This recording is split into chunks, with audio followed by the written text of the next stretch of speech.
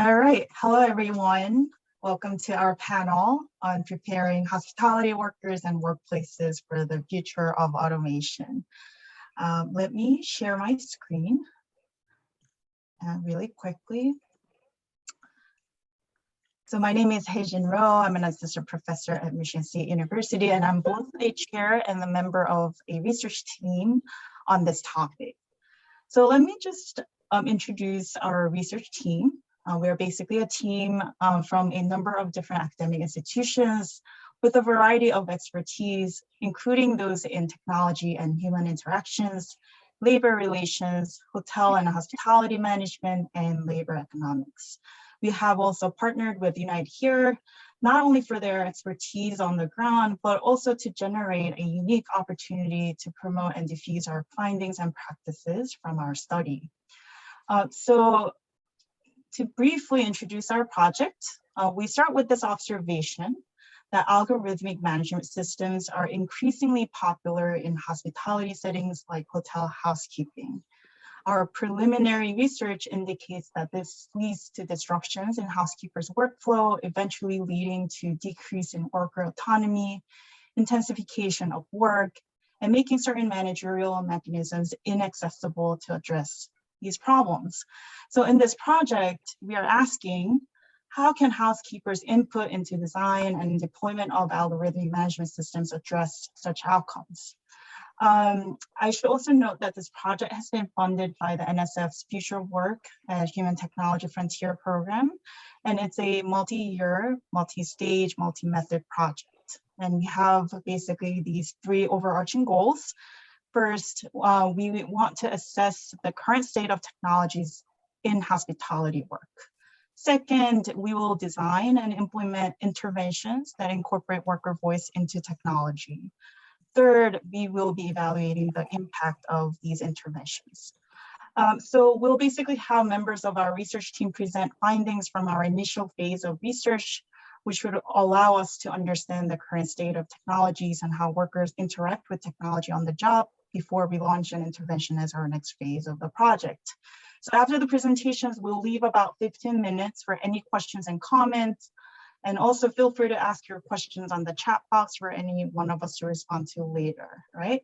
So with that said, I'll just pass it over to Dr. Betsy Stringham, who will be starting us off with an industry perspective. So she's a professor of hotels and resorts at New Mexico State University. And, perfect. Tá difícil, né? É difícil, muito desencontro. Como é que estás?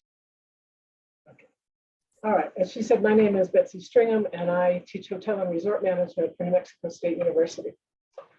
Just to share with you a little bit of background as we move into this process, let's look at some of the actual data. Labor industry experts predict technology has the potential to automate more tasks in the hospitality industry than any other industry. And that's important, than any other industry. We know that this will have a significant impact on workers and workplaces. Our team is examining this change and studying interventions and actions to help hospitality workers, employers, and technology to be successful across this change. I want to begin with a quick overview of these technological changes that are already occurring. In the hospitality industry, robots meet, greet, clean, assist in surveillance, transport, and deliver products and services.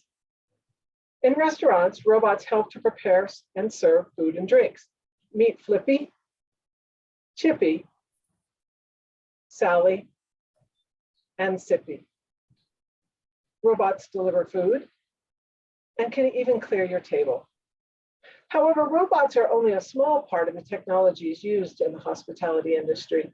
We use a variety of technologies.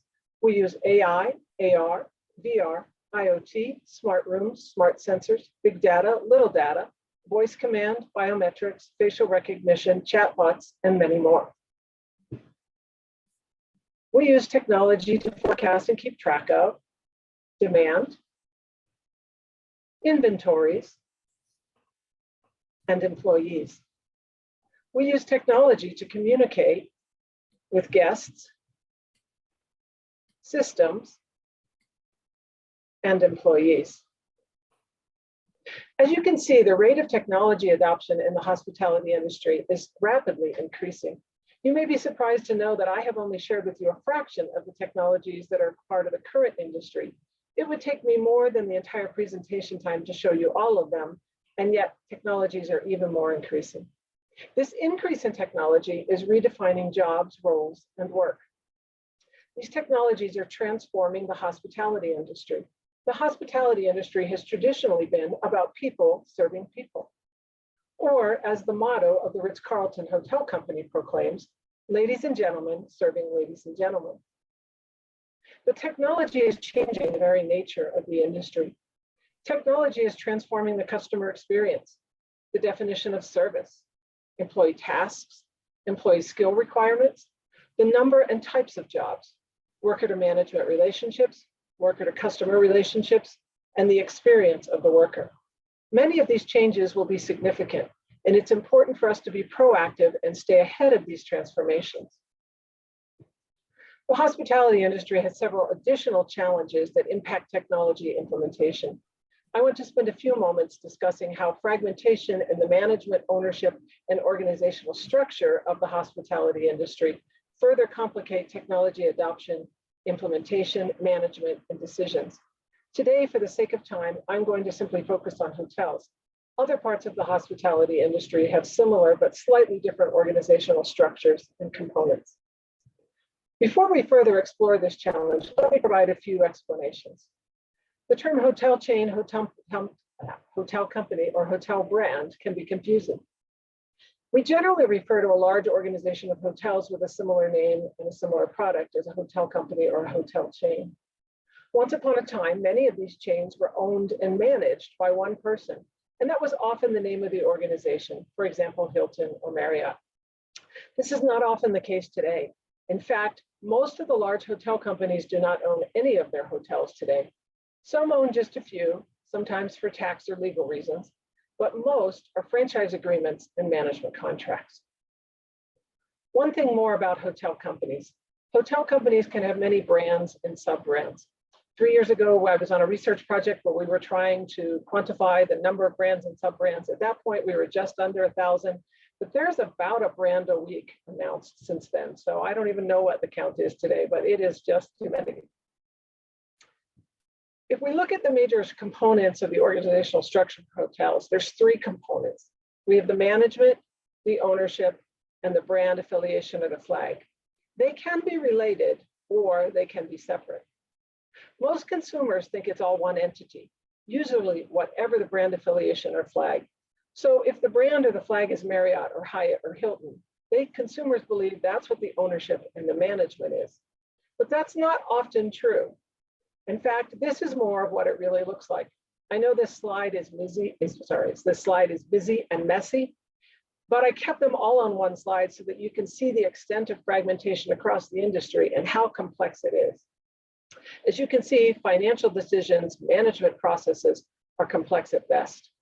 My research has shown that these have a significant impact on technology implementation, and this fragmentation leads to inconsistencies. Inconsistencies in decision-making about technology implementation and technology management. Inconsistencies in training and implementation processes and practices. And inconsistencies on how technology transforms the heart of hospitality work, which is service encounters.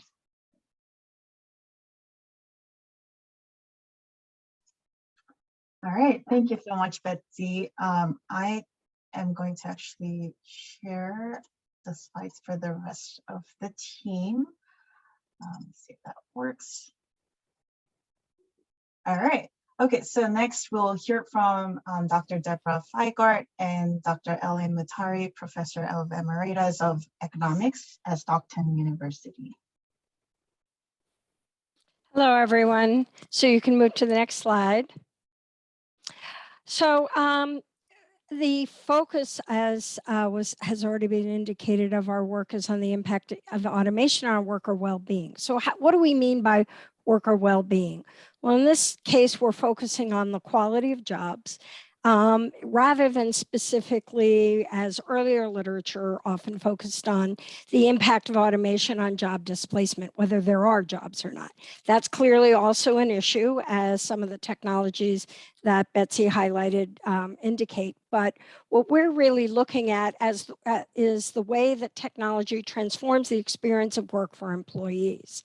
And specifically, we see this first phase that we're talking about with housekeeping as looking at the impact of algorithmic management and other forms of artificial intelligence on how the experience of work plays out and how we can go about sustaining and improving worker well-being. Next slide. So to do that, we need to think about what a good job is. And our modern focus on what a good job is goes beyond simply wages and benefits to focus on three aspects of what constitutes job quality. The first is the ability of someone to create a life or build a life through their material provisioning, wages, and benefits. But the second is you can't build a life or create a life if your health, safety, life expectancy are diminished. So human sustainability, social sustainability is another important aspect of job quality. But finally, people do, in reality, look to their jobs for more than money. The traditional economics model just views work as a disemployment, and you have to pay somebody to do that. But in fact, work provides us with a sense of identity, meaning, purpose, and dignity. So those are also important elements of job quality that frame how we think about the potentials of technology to impact worker well-being and job quality. Deb will now take over.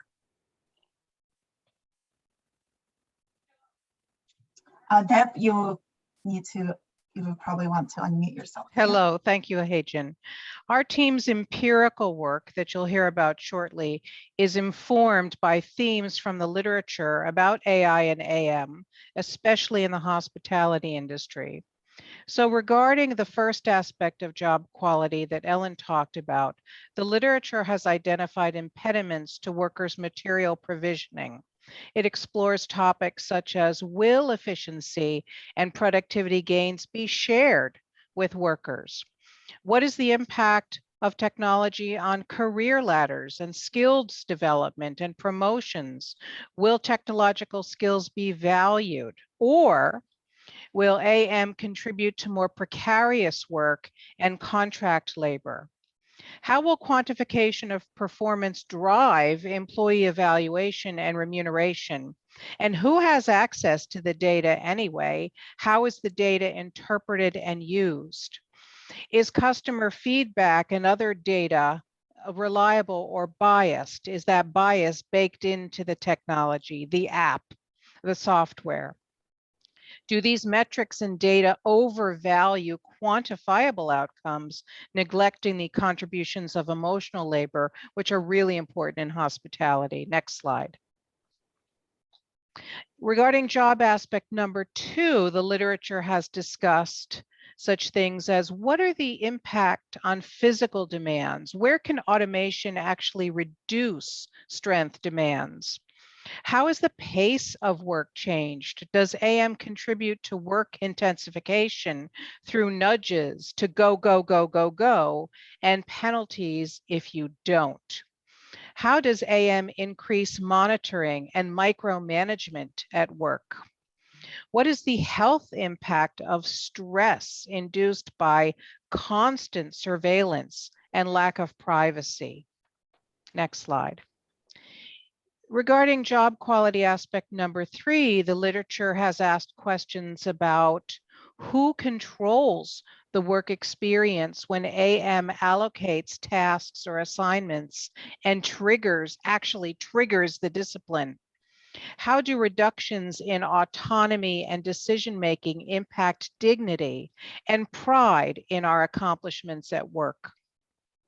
What happens to work dynamics and human relationships when they are mediated by technology? How does it affect relationships among coworkers, between workers and managers, and between workers and customers?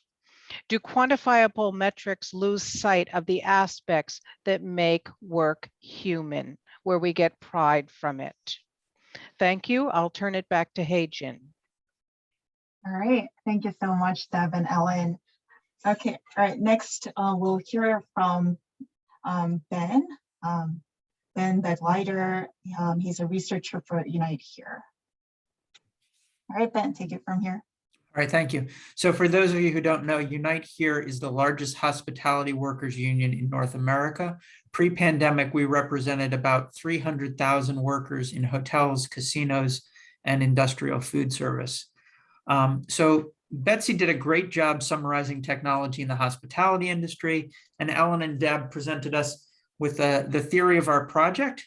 And I'm going to get down into the weeds of a particular job classification and technology, specifically housekeeping and algorithmic management.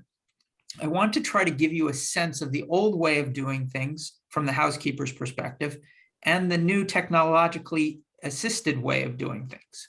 Can I get the next slide, please? So housekeeping is a physically demanding job that is almost exclusively done by women and often work done by immigrants and women of color. To reappropriate Gabe Thompson's observation from his book, Working in the Shadows, making one bed is unskilled work. Making between 15 and 30 a day, 5 days a week, is skilled. These women are experts in what they do, but unfortunately, the power and financial dynamics of technology innovation mean that their voices are rarely part of the tech development process. Housekeepers push a cart that can weigh up to 300 pounds over thick carpets. They find themselves in all sorts of positions that can damage their bodies, making a bed, cleaning the bathroom floor, cleaning showers, mirrors, etc. It's one of the jobs in hospitality with the highest injury rates. So housekeepers regularly try to minimize the movements that they have to do. Another thing to be aware of is that checkouts are much more physically taxing than stayovers. A stayover can be a light vacuuming and making the bed, whereas a checkout is a deep clean of the room. So traditionally, workers could clean the rooms in any order, and they figured out ways to manage workload in order to minimize pain and risk of injury. When given the choice, some workers will alternate checkouts and stayovers to give their bodies a break. And I would be remiss if I didn't also mention that post-pandemic, or in the middle of the pandemic, many of the hotel companies have moved away from daily housekeeping, and this creates additional stress on these women's bodies because the amount of work that's needed. One, that almost all of their work is checkouts, and two, if you don't have that daily maintenance of the room, the checkouts become more strenuous work. Next slide, please.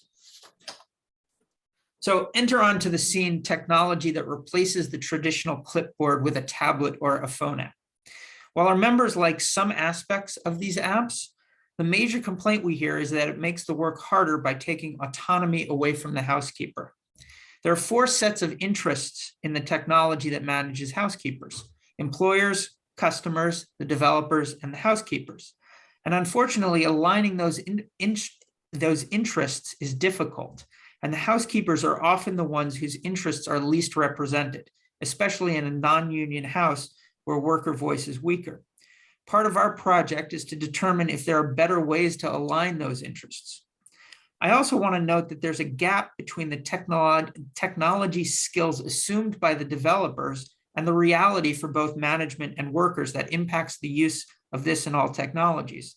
In most, if not all cases, neither housekeepers nor managers have the technical skills to use the technology as well as the engineers who designed it.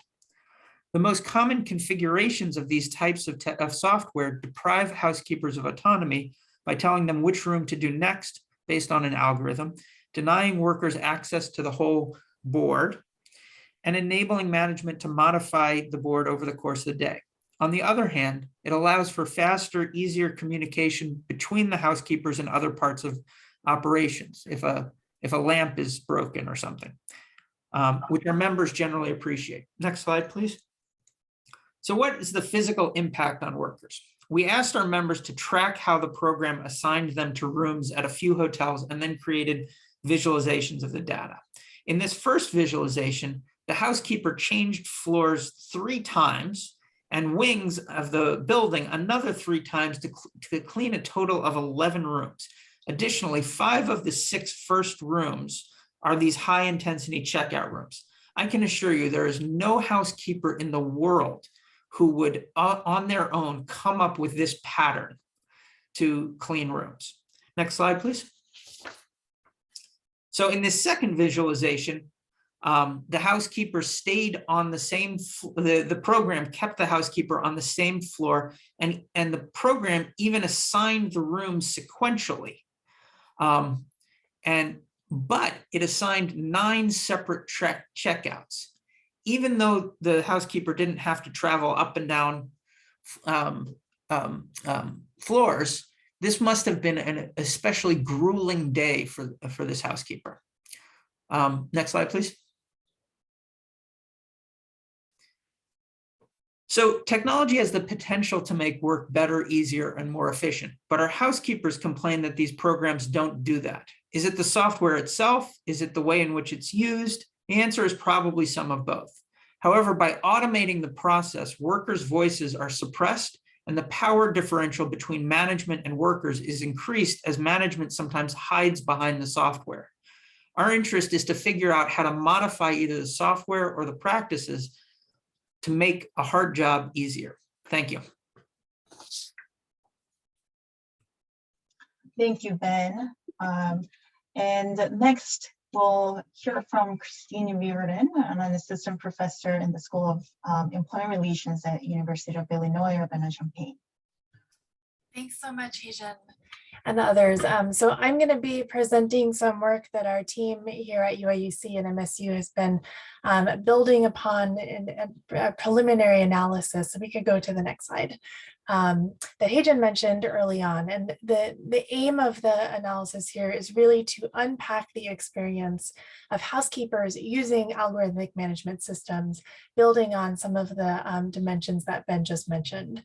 And so to this end, we've conducted a number of background interviews with tech developers and hospitality, corporate and technology officers, conducted focus groups and semi-structured interviews with different groups of workers, and have engaged in some observation and shadowing of housekeepers, their managers and supervisors, and other groups of workers using algorithmic management systems such as front desk workers. And so we've taken these transcripts and notes, have engaged in a number of rounds of inductive coding and memoing, and have paired this with extensive research on job and task design and related topic areas. So we can go to the next slide. I wanted to note at first, as Ben mentioned, workers do observe some benefits of these kinds of technologies, and specifically of algorithmic management systems. And so housekeepers report, you can see that first interviewee there saying the system has all the orders for needs like the bathroom, linens, pillows, pillowcases, things like that. A second interviewee notes, I can see what time guests will arrive. I can see if the room is going to be a check-in. If 2 of the rooms are not going to be a check-in, I'll do those rooms later, right? So there are certain information benefits that workers observe with these technologies. But across the board, we also hear that realizing these benefits really does depend on how the technology is used. So as Ben was talking about, not all housekeepers, for example, see the full board or sequence of rooms when they start their shift. It really depends on the features of the technology that management puts in place. And so this is one example of those kinds of inconsistencies that Betsy mentioned in her presentation. These inconsistencies have led to a number of different outcomes. We can go to our next slide that relate back to this kind of comprehensive definition of job quality that Deb and Ellen were talking about.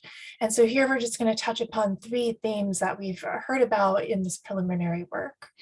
One is building on this idea of intensification of labor, and we observe intensification in a number of ways.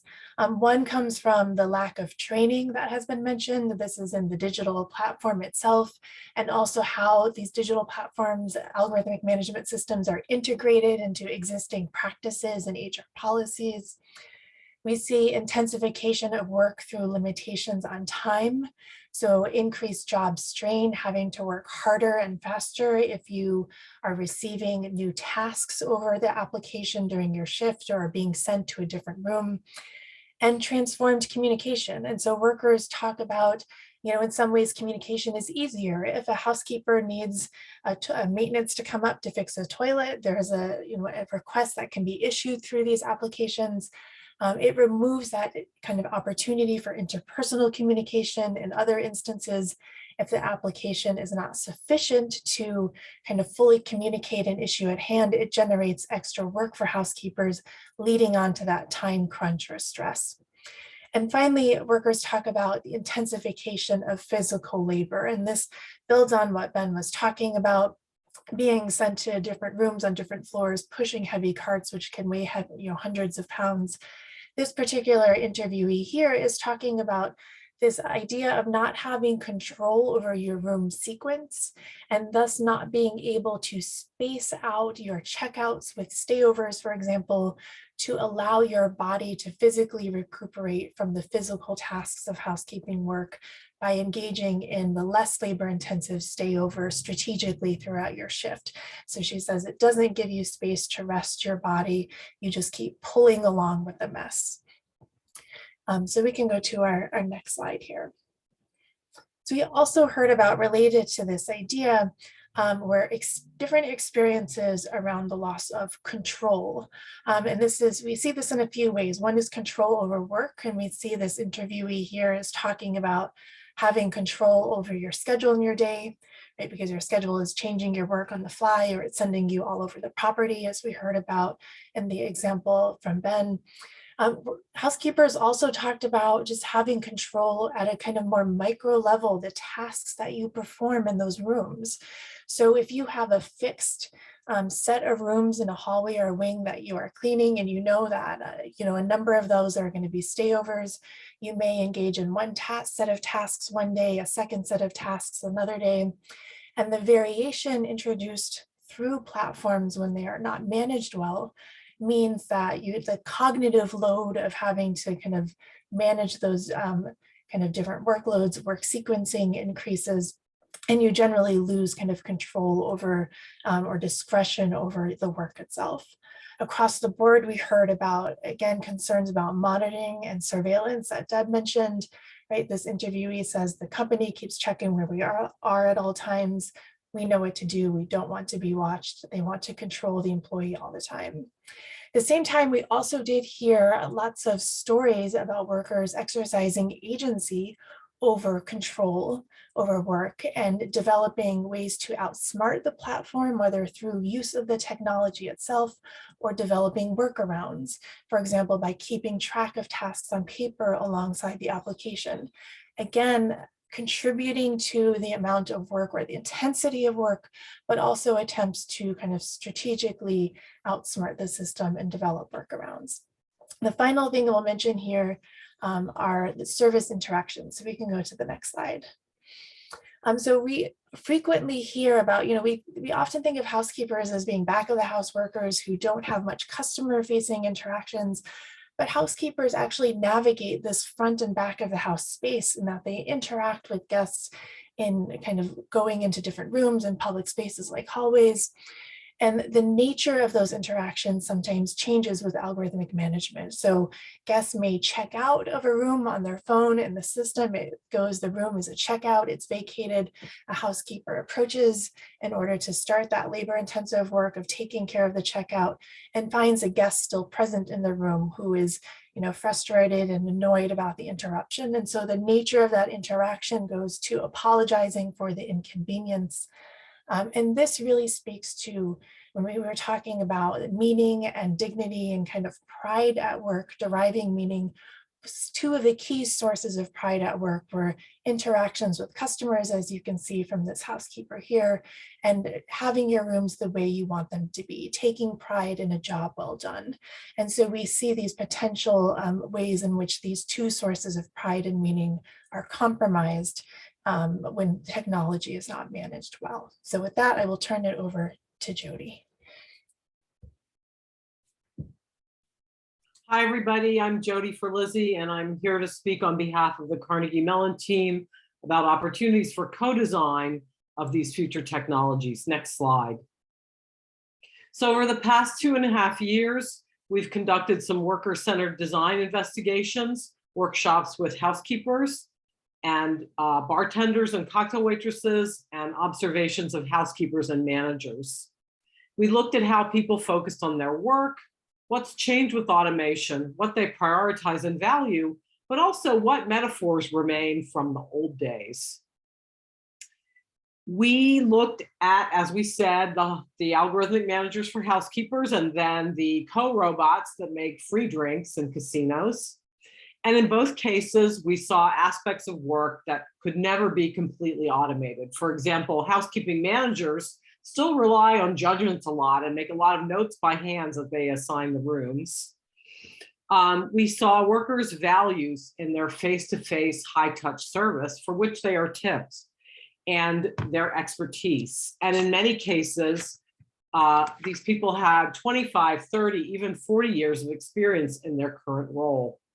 They had a strong desire to keep their teams together, and they would help out for people who had trouble with literacy, for example, or who had trouble navigating the algorithmic management software. We also saw strong evidence of labor shifting with both technologies. In both cases, these automation systems created more labor for certain hospitality workers and reduced their ability to perform the kinds of desirable social and emotional labor for which they are also tipped. Next slide. So there are many perspectives that impact the workers, but this is a really complex system. So for example, talking to the guest room attendants will give us an initial idea about the action at the interface, which will lead to ideas about how to empower workers. But as you heard from Betsy, it's a very complicated ecosystem. So we would learn more things, for example, by talking to the manufacturers of these systems, or even eventually giving them design recommendations. Talking to hotel managers, property owners, and brand managers would reveal yet more perspectives. And in this work, we need to drive and address the themes of autonomy, transparency, and biases. Next slide. So this is really a systemic design. There is a whole complex set of interactions happening. And so often in design, we say, we need to look at the whole system, or to understand the system around the system. So when we do research with our stakeholders, we're looking at the events, or the tip of the iceberg here in this iceberg model. And then we're looking at the patterns and trends in the industry, the structures, organizations, and relationships that circle those. And then finally, people's mental models and beliefs and values. So in this way, we begin to navigate this complex system and understand what to design in a way that benefits everyone. Next slide. And in this work, the design skill of reframing, or getting to the assumption beyond the assumption, is useful. So for example, we could compare Amazon delivery workers and UPS delivery workers. Both of these workers do the same job, delivering packages, and they're both monitored with the same kind of technology. However, they're treated quite differently. UPS workers are valued as data collectors in the system, while Amazon drivers are viewed as commodities that are apparently managed by algorithms and could be fired by algorithms. As you might have seen in this news article about this worker from Arizona who had worked for Amazon for 4 years and then was fired, claiming he did not do his job properly. On the other hand, UPS workers are unionized, they empower and inform their workers, and they are viewed as a critical piece in the eventual transition to full automation. Next slide. So our next steps in this work is to understand where we can design to have the most impact, to avoid isolationist views of technology, to avoid reductionist views of work, and to look really broadly at what we can design beyond new systems and new interfaces, maybe new roles, new information for bargaining, and even steps towards policy. Next slide. And so some of our future investigation will circle around technology readiness and adoption and people's perceptions of it, the latitude around autonomy and how we move from physical to automated skills, how work intensifies and changes as these technologies are rolled out, how social relationships unfold, both between service workers and customers, but service workers and their managers and coworkers. And then, of course, the all-important well-being of our workers, their voice, the quality of work, and the quality of their lives. Thank you.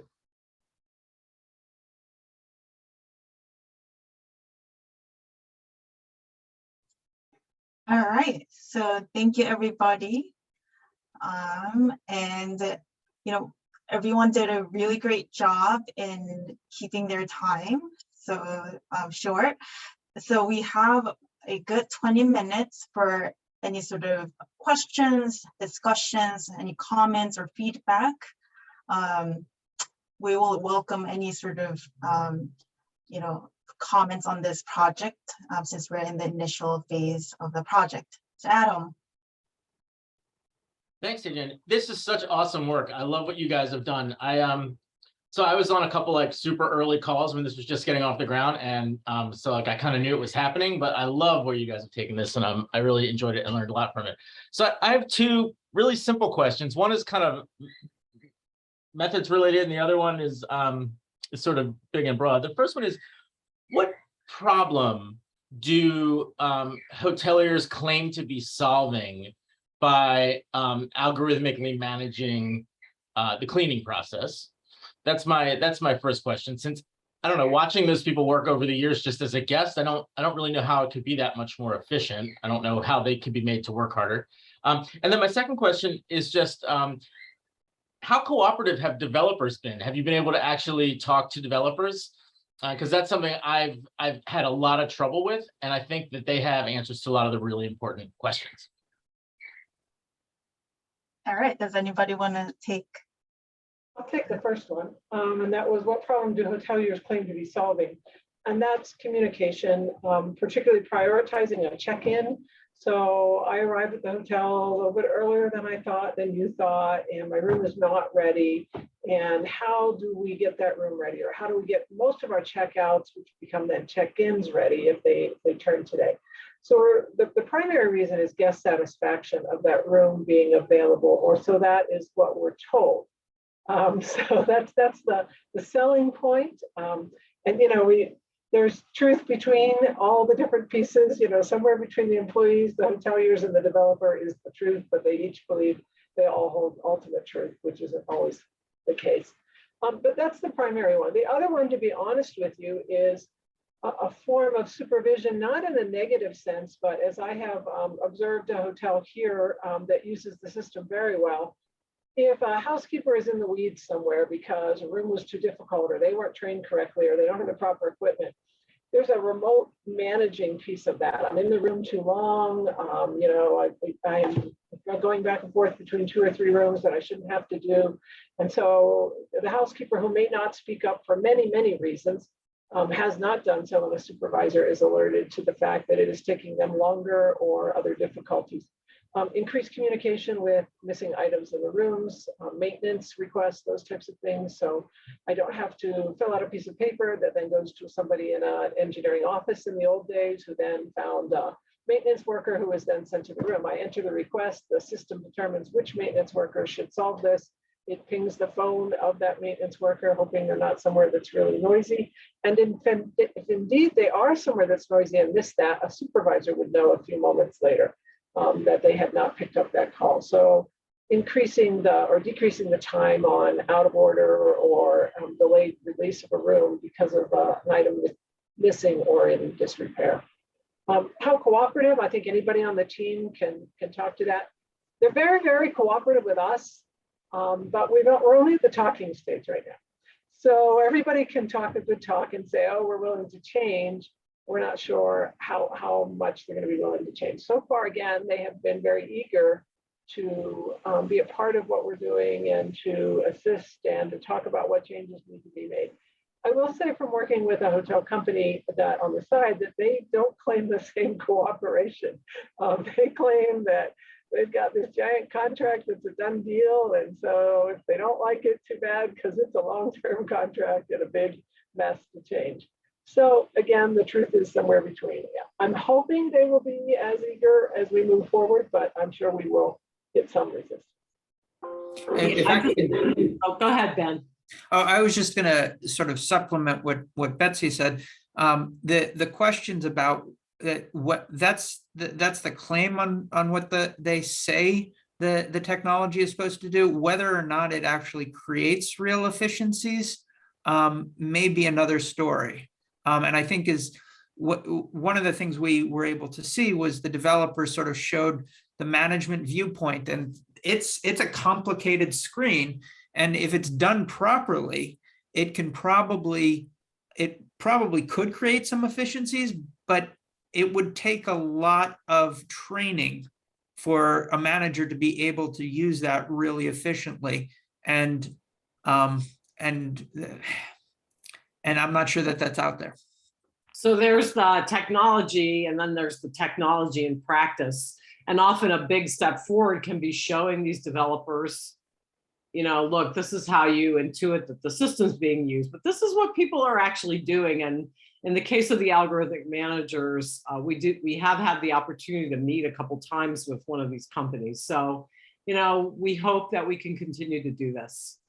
Should we take Debbie's question? Yeah, Debbie. Thank you. And let me lower my hand.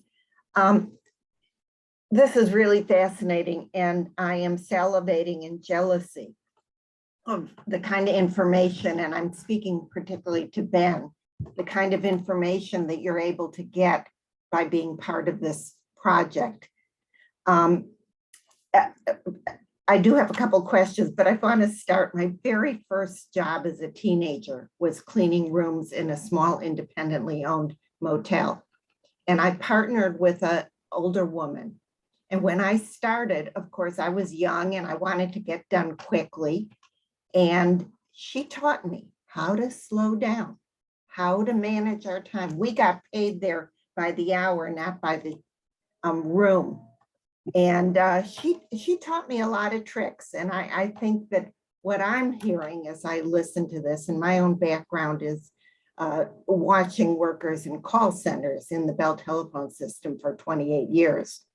And my own instinct is that what this is about from the employer's perspective is trying to squeeze out the what the employer would consider downtime and what the worker would consider some control over her time. And I see speed up behind this. So what I'm interested in is two things. One is I'd like to hear a little more about the monitoring. What is monitored through this technology? I would guess that managers increasingly become watchers of data as opposed to interacting with the workers, is my guess. But I'd like to hear about the monitoring system and the feedback and what that's meant.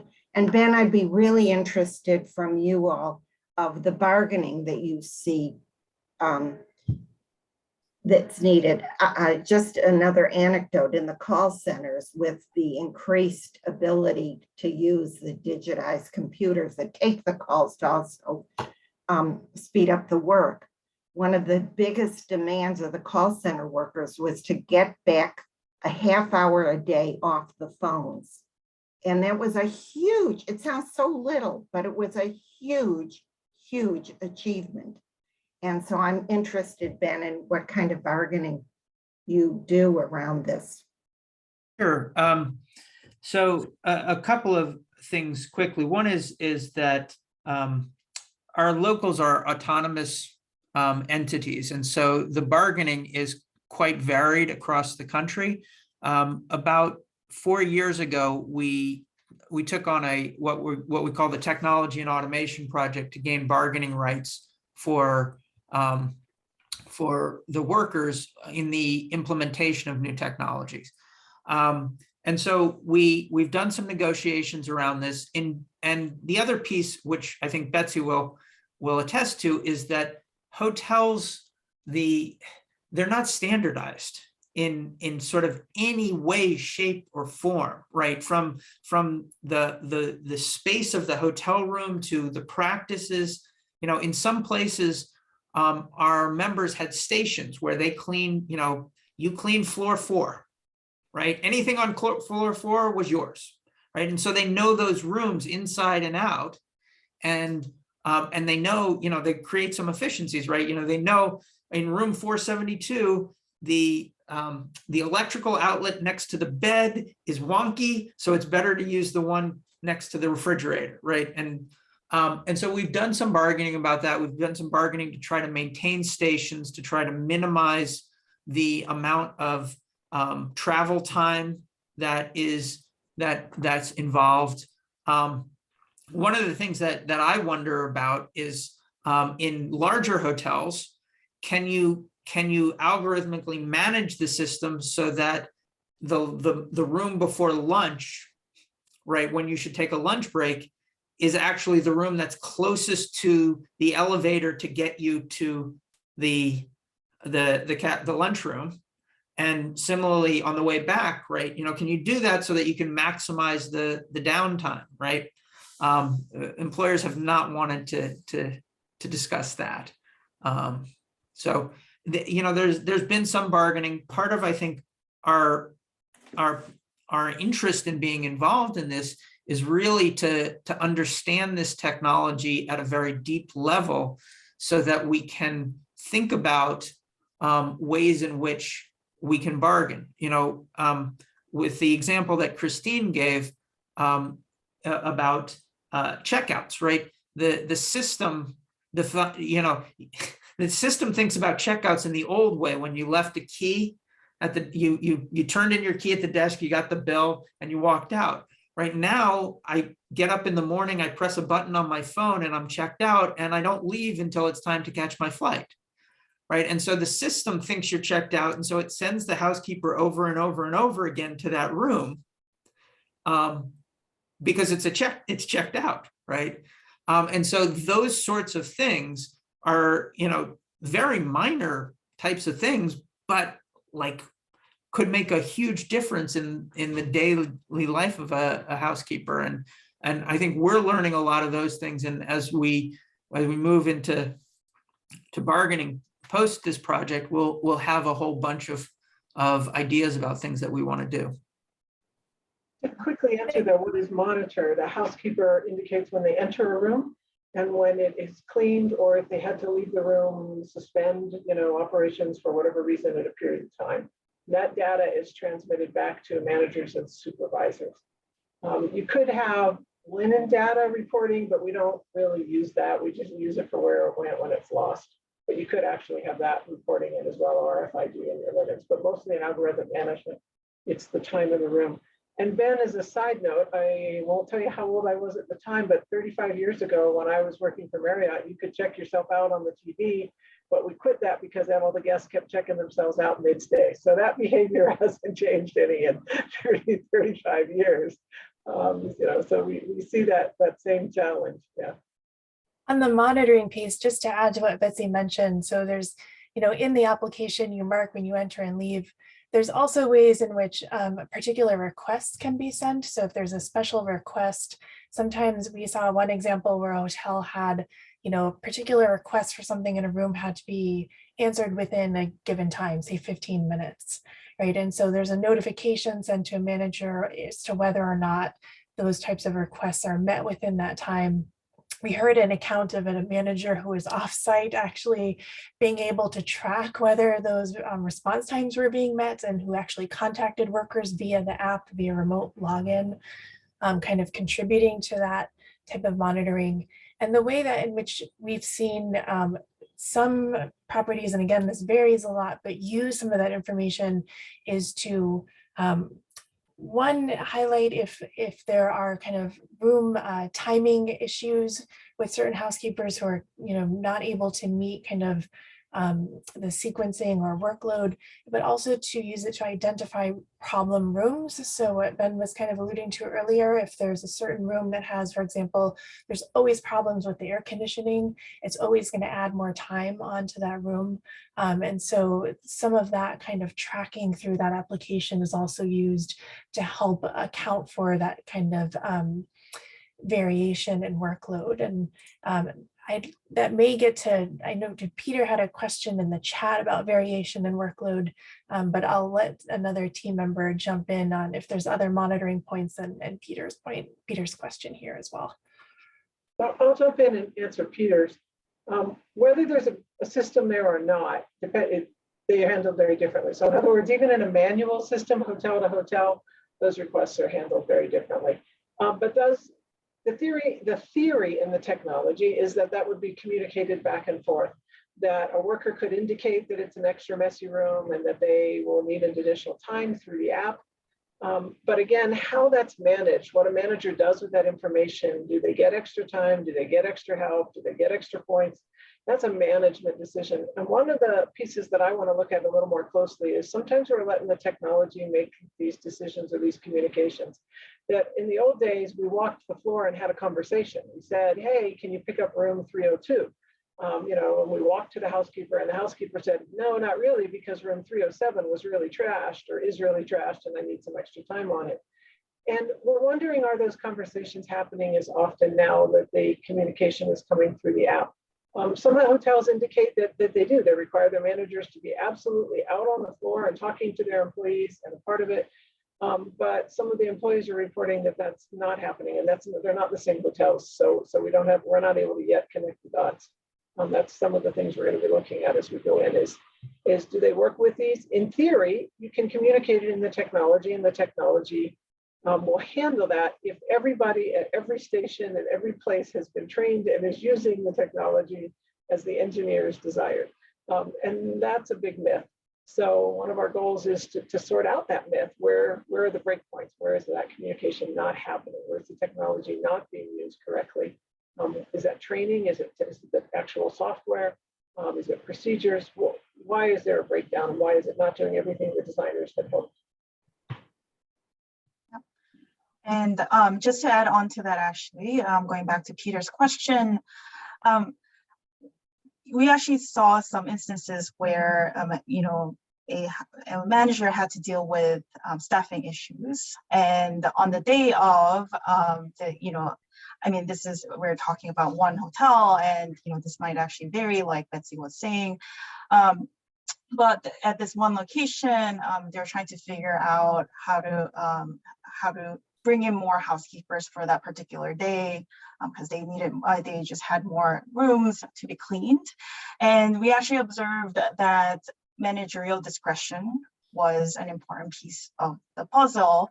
Managers actually had a lot of discretion over, how to assign rooms, even with this technology, right? Even with this technology, they had to actually personally call the housekeepers, right? It wasn't this automatic, algorithmically managed, calling of housekeepers and assigning them to rooms. The manager had to individually reach out to the housekeepers to make sure that they are okay coming out. This manager also had a lot of knowledge about these housekeepers, so she was also able to bring in her sort of outside of technology knowledge into her way of calling these housekeepers, because she knew who were more likely to actually come in, right? And so these kinds of decisions are definitely not something that technology can sort of do for the manager at the moment, at least. And so I think this is, so we do actually see a lot of instances where these discretions from managers are an important piece in sort of coping with the technology. If I can say one more thing in regard to Deb's question about monitoring, I think that generally speaking, housekeepers don't want monitoring that is infantilizing and that checks up on them to make sure that they're doing their job. They have a lot of pride in the work that they do and want to and feel like they should have the autonomy to do their work. They do, however, want monitoring that protects them. There is an unbelievably high rate of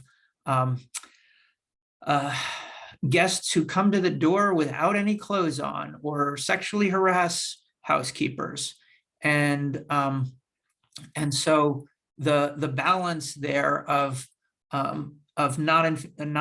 monitoring that is protecting but not checking up on is something that's I think still to be figured out within the industry. Right. Thank you. So we might actually have time for one last question, if anybody has any or comment or any suggestions going forward for the group.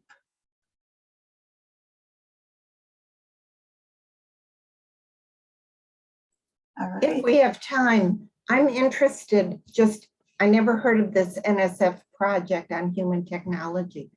Can someone tell us when this is going to be published and also what other industries they're looking at? Sure. The National Science Foundation has articulated 10 areas for technology research. And one of them is the future of work. So looking broadly at technology and how it changes work. And these calls happen once a year.